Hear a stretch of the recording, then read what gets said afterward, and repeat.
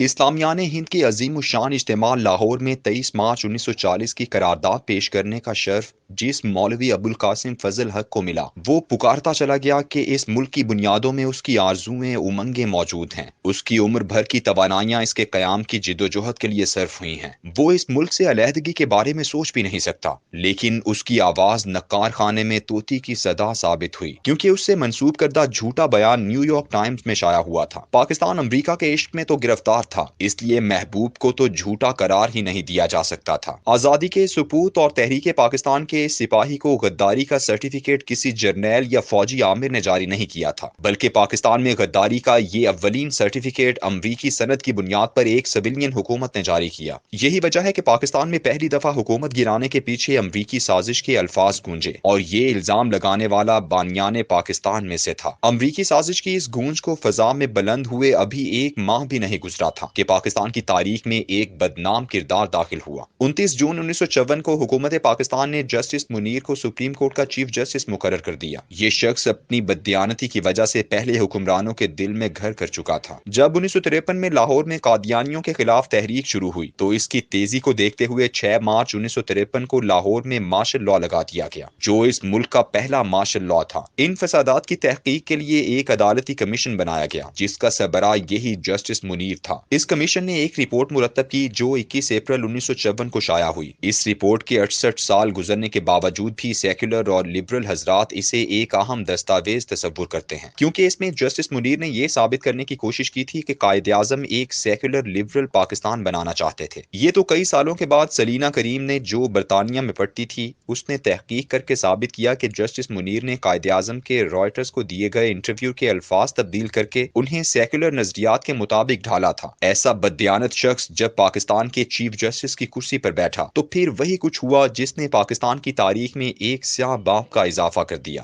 Governor general Ghulam محمد نے جس کابینہ کو انگریز کے بنائے گئے انڈیا ایکٹ کے تحت حاصل شدہ اختیارات کے تحت برطرف کر دیا تھا، تو اس شخص نے 10 مئی 1955 کو اس اقدام کو جائز قرار دیا، اور غلام محمد نے جو دستور ساز اسمبلی توڑی تھی اس کو بھی کالعدم ہی رہنے دیا گیا۔ اس فیصلے کے 18 دن بعد قائد اعظم کی مسلم لیگ کی دستور ساز اسمبلی کی جگہ غلام محمد نے ایک نئی اسمبلی بنانے کا اعلان کیا، جس کے اراکین کو صوبائی اسمبلی کے ممبران نے منتخب کیا۔ یہ دستور ساز اسمبلی 80 اراکین پر مشتمل تھی، جسے عوام نے براہ راست ووٹ سے منتخب نہیں کیا تھا۔ ہر صوبے نے اپنے کوٹے کے مطابق اراکین کو اسمبلی میں بھیجا۔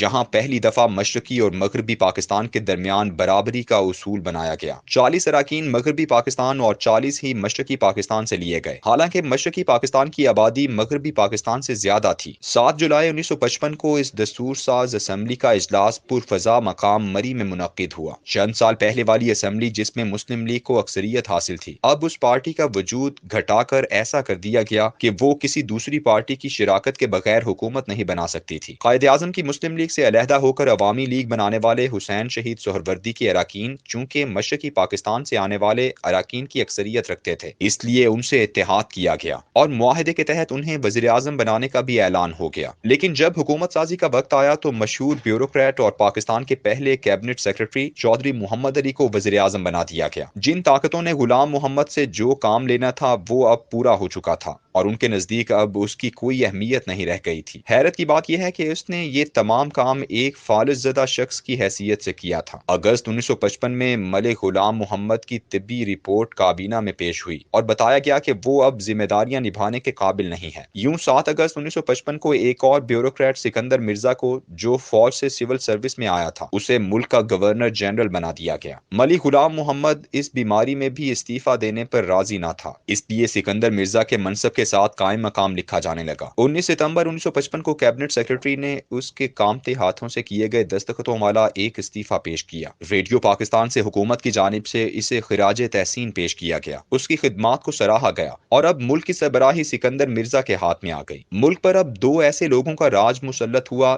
جو امریکی آشیرواد سے یہاں تک پہنچے تھے۔ سول بیوروکریسی کی سربراہی سکندر مرزا کے پاس تھی، اور military bureaucracy general Ayub Khan کی آنکھوں کے اشارے پر چلتی تھی۔ طویل عرصے سے ان لوگوں کے دلوں میں ایک خواہش مچلتی تھی کہ مغربی حصے کے تمام صوبوں کو یکجا کر کے 1 یونٹ بنا دیا جائے۔ امریکہ سے بھیجے گئے وزیر اعظم محمد علی بوگرا نے دسمبر 1954 کو اس کی ایک انتظامی کونسل بھی بنا دی تھی، جس کا سربراہ مشتاق گورمانی کو لگایا گیا، لیکن معاملہ آگے نہ بڑھ سکا۔ نئی دستور ساز اسمبلی وجود میں آئی تو اس میں ایک ایسا شخص سامنے آیا جو خان عبد الغفار خان، جسے سرحدی گاندھی کہتے تھے، اس کا بھائی عبد الجبار خان جو ڈاکٹر خان صاحب کے نام سے پکارا جاتا تھا، سکندر مرزا، جنرل ایوب اور ڈاکٹر خان صاحب نے 1 یونٹ بنانے کا بیڑا اٹھایا اور سب سے پہلے سرحد اسمبلی، پھر پنجاب اسمبلی اور بلوچستان شاہی جرگے سے اس کی حمایت میں قرارداد منظور کروائی گئی۔ سندھ کے وزیر اعلیٰ عبدالستار پیرزادہ نے انکار کیا تو اس کی جگہ ایوب کھوڑو کو لگایا گیا۔ قرارداد منظور ہوئی تو 19 اکتوبر کو مغربی پاکستان کے صوبے کا اعلان ہوا، جس کے پہلے گورنر مشتاق گورمانی اور پہلے وزیر اعلیٰ ڈاکٹر خان صاحب تھے۔ اس پر سردار عبدالرب نشتر نے یہ شعر پڑھا تھا: نرنگی سیاست دوراں تو دیکھیے، منزل انہیں ملی جو شریک سفر نہ تھے۔